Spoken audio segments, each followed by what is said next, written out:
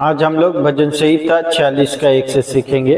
परमेश्वर हमारा शरण स्थान और बल है, संकट में अति सहज से मिलने वाला सहायक। ये वचन हमें बताता है कि परमेश्वर हमारा शरण स्थान और बल है।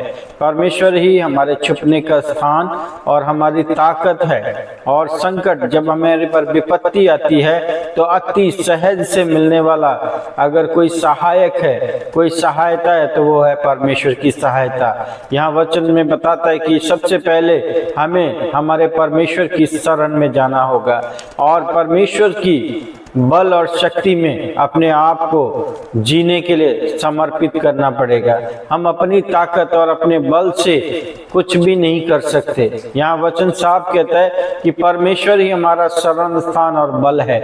हमें जहाँ जाके रहना है वो परमेश्वर का शरण है और ताकत जो मिलती है वो परमेश्वर की ओर से मिलती है।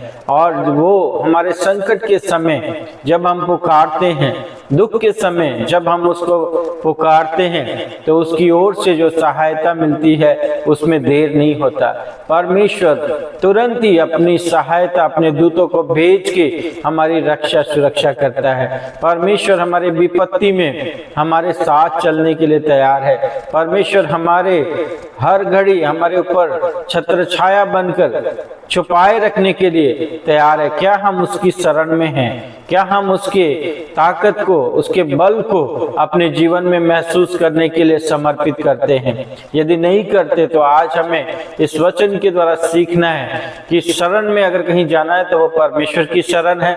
अगर ताकत चाहिए तो संसार का नहीं, परमेश्वर की ताकत को अपने जीवन में महसूस कीजिए, प्रभु को समर्पित कर दीजिए और जब परमेश्वर बल देगा उसमें आपको सहायता भी मिलेगी।